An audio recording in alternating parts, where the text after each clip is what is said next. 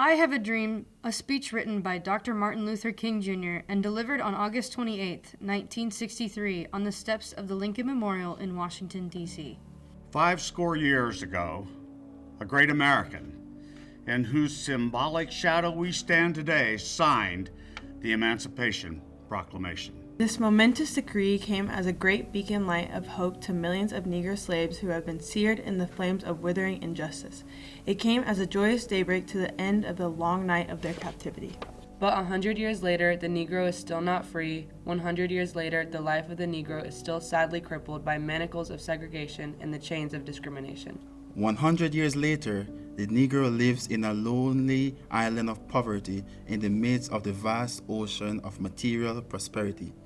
100 years later, the Negro is still languished in a corner of America's society and finds himself in exile in his own land. So, we've come here today to dramatize a shameful condition. In a sense, we've come to our nation's capital to cash a check. When the architects of our republic wrote the magnificent words of the Constitution and Declaration of Independence, they were signing a promissory note to which every American was to fall heir. This note was a promise that all men, yes, black men as well as white men, would be guaranteed the unalienable rights of life, liberty, and the pursuit of happiness. It is obvious today that America has defaulted on this promissory note insofar as her citizens of color are concerned. Instead of honoring this sacred obligation, America has given the Negro people a bad check, a check which has come back marked insufficient funds. But we refuse to believe that the Bank of Justice is bankrupt. We refuse to believe that there are insufficient funds in the great vaults of opportunity of this nation. And so we've come to cash this check, a check that will give us upon demand the riches of freedom and the security of justice. We have also come to his hallowed spot to remind America of the fierce urgency of now. This is no time to engage in the luxury of cooling off or to take the tranquilizing drug of gradualism. Now's the time to make real the promises of democracy. Now's the time to rise from the dark and desolate valley of segregation to the sunlit path of racial justice. Now is the time to lift our nation from the quicksands of racial injustice to the solid rock of brotherhood. Now is the time to make justice a reality for all of God's children. It would be fatal for the nation to overlook the urgency of the moment.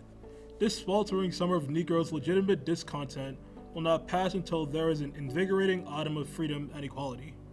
1963 is not an end, but a beginning. Those who hope that the Negro needed to blow off steam and will now be content will have a rude awakening if the nation returns to business as usual. There will be neither rest nor tranquility in America until the Negro is granted his citizenship rights. The whirlwinds of revolt will continue to shake the foundation of our nation until the bright day of justice emerges. But there is something that I must say to many people who stand on the warm threshold which lead into the place of justice. In the process of gaining our righteous place, we must not be guilty of wrongful deeds. Let us seek to satisfy our thirst for freedom by drinking from the cup of bitterness and hatred. We must forever conduct our struggle on the high plane of dignity and discipline. We must not allow our creative protest to degenerate into physical violence. Again and again, we must rise to the majestic heights of meeting physical force with soul force.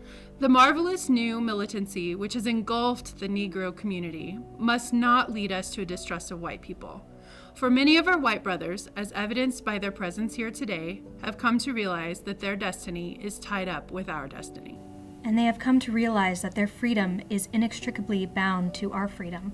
We cannot walk alone. And as we walk, we must make the pledge that we shall always march ahead. We cannot turn back. There are those who are asking the devotees of civil rights, when will you be satisfied? We can never be satisfied as long as the Negro is the victim of the unspeakable honors of police brutality.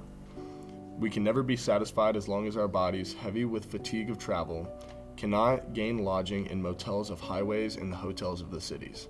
And we cannot be satisfied as long as the Negro's basic mobility is from a smaller ghetto to a larger one. We can never be satisfied as long as our children are stripped of their selfhood and robbed of their dignity by signs stating, for whites only. We cannot be satisfied as long as a Negro in Mississippi cannot vote, and a Negro in New York believes he has nothing for which to vote.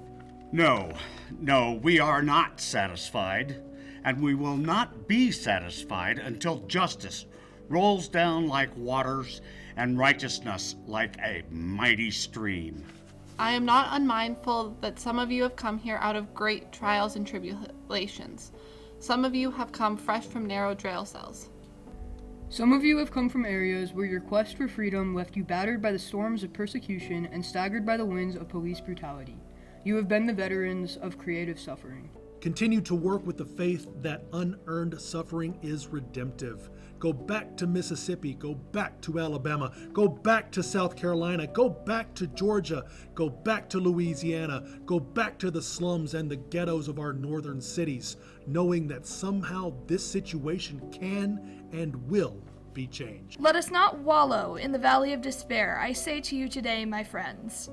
So even though we face the difficulties of today and tomorrow, I still have a dream. It is a dream that is deeply rooted in the American dream. I have a dream that one day this nation will rise up and live out the true meaning of its creed. We hold these truths to be self-evident, that all people are created equal. I have a dream that one day on the red hills of Georgia, the sons of former slaves and the sons of former slave owners will be able to sit down together at the table of brotherhood. I have a dream that one day down in Alabama, with his vicious racist, with his governor having his lips dripping with the words of interposition and nullification, one day right down in Alabama, little black boys and black girls will be able to join hands with little white boys and white girls as sisters and brothers. I have a dream today.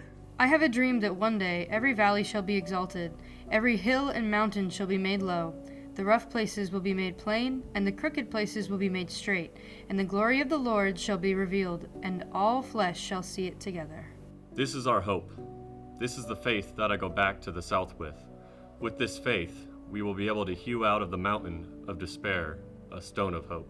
With this faith, we will be able to transform the jangling discords of our nation into a beautiful symphony of brotherhood. With this faith, we will be able to work together, to pray together, to struggle together, to go to jail together, to stand up for freedom together, knowing that we will be free one day. This will be the day when all God's children will be able to sing with new meaning. My country, 'tis of thee, sweet land of liberty. I sing thee, I sing. Land where my fathers died, land of the pilgrim's pride. From every mountainside, let freedom ring. And if America is to be a great nation, this must become true. And so let freedom ring from the prodigious hilltops of New Hampshire. Let freedom ring from the mighty mountains of New York.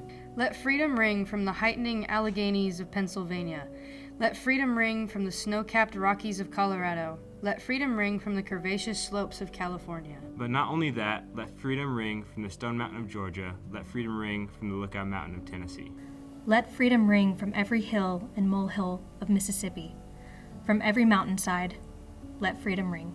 And when this happens, and when we allow freedom to ring, when we let it ring from every village and every hamlet, from every state and every city, we will be able to speed up that day when all of God's children, black men and white men, Jews and Gentiles, Protestants and Catholics, will be able to join hands and sing in the words of the old Negro spiritual, free at last, free at last. Thank God Almighty, we're free at last.